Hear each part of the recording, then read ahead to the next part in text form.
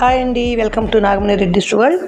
మనం రోజు చేసుకునే సింపుల్ వంటల్లోని ఈరోజు మనం కొత్త రకం ఆవకాయ పెట్టుకుందామండి. ఊరగాయ అంటే జనరల్గా మనం ఊరగాయ అనగానే టమోటాను లేకుంటే ఉసిరిపాయ కాయలని, టమోటాలు లేకుంటే మామిడికాయ వీటితోటి పెట్టుకుంటూ ఉంటాం ఎక్కువ భాగం. అవే కాకుండా మనకు దొరికేటువంటి పళ్ళతోటి కూడా మనం ఊరగాయ పచ్చడి పెట్టుకున్నాం అనుకోండి, అది ఒక కొత్త రకమైన టేస్టు, అలాగే చాలా బాగుంటుందండి. అదే నేను ఇప్పుడు చేసినటువంటి కొత్త రకమైన పచ్చడి ఏంటి అంటే ద్రాక్షతోటి అండి. నల్ల ద్రాక్ష దొరుకుతుంది కదా మనకి, ఆ ద్రాక్షతోటి మనం ఇప్పుడు చక్కగా ఊరగాయం చేసేసుకుందాం. శుభ్రంగా కడిగి పక్కన పెట్టేసుకుని ఒక కప్పు తీసేసుకున్నాను ముందుగానే. ఇప్పుడు మీరు చూస్తున్నది చూసారా, ఇది ద్రాక్షతోటి ఊరగాయ పచ్చడి అండి. మనకి కాదేది కవిత కనహరం అన్నట్టుగానే కావేది పచ్చడి కనహరం అన్నట్టు ఇప్పుడు రకరకాలైన వెరైటీ పచ్చళ్ళు చేసుకుంటున్నాం. ఈరోజు నేను ద్రాక్ష ఎక్కువ ఉందండి, అందుకని ద్రాక్షతోటి పచ్చడి చేద్దామనే ఉద్దేశంతో ట్రై చేశాను. సూపర్ అంటే సూపర్గా వచ్చింది. అయితే వెంబడే తింటే అంత టేస్ట్ తెలియదండి. ఒక్కరోజు 2 రోజులు 3 రోజులు ఊరిన తర్వాత సూపర్ అంటే సూపర్గా ఉంటుంది. ఇది ఒకసారి మీరు ట్రై చేయాలనుకుంటున్నారా? తప్పనిసరిగా చేద్దాం పదండి. ఎలా చేసానో చూసి మీరు చేశాక ఎలా వచ్చిందో కామెంట్ చేయండి. మీరు కానీ నా ఛానల్ కొత్తగా చూస్తుంటే సబ్స్క్రైబ్ చేసుకుని బెల్ దగ్గర ఆల్ టచ్ చేస్తే నేను పెట్టే ఇలాంటి సింపుల్ అయితే రెసిపీస్ అన్నీ ముందుగా మీకు నోటిఫికేషన్ వస్తుందండి.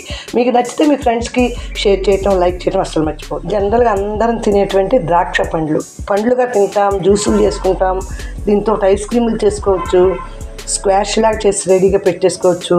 కానీ నేను ఇవాళ వెరైటీగా ఏం చేస్తున్నానంటే దీంతో ఊరగాయ పచ్చడి పెడుతున్నానండి.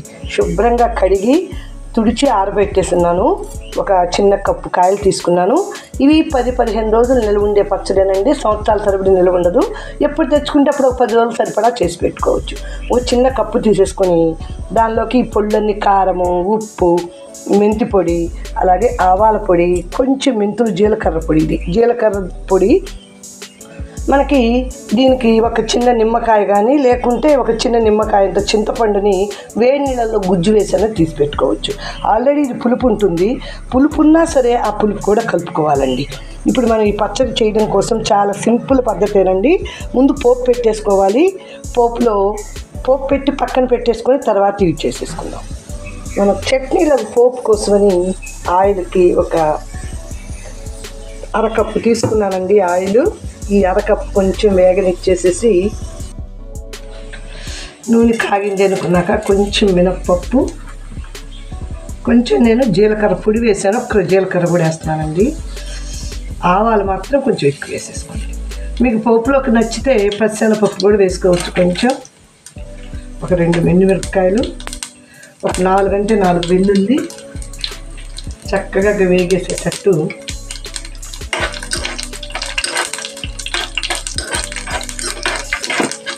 ఇవన్నీ చక్కగా వేగిన తర్వాత మాత్రమే మనం కరివేపాకు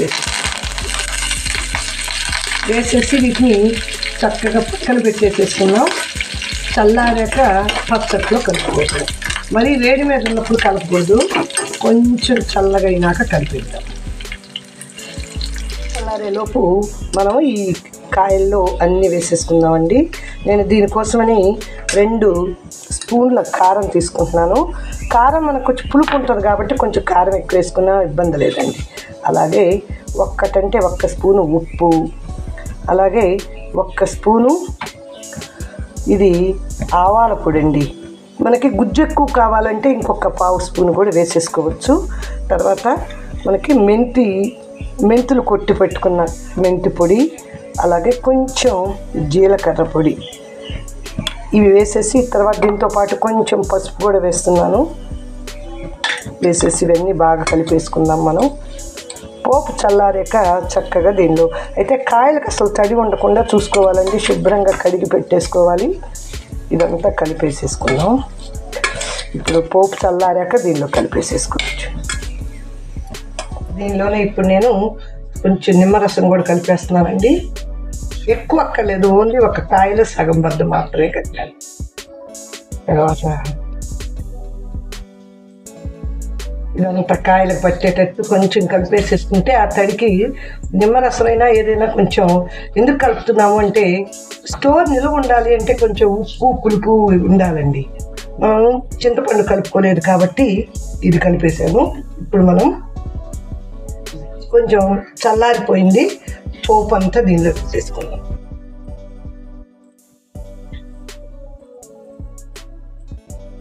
ఇదంతా వేసేసుకొని కలిపేసి మనం స్టోర్ చేసి వెంబడే తినడానికి బాగుండదండి.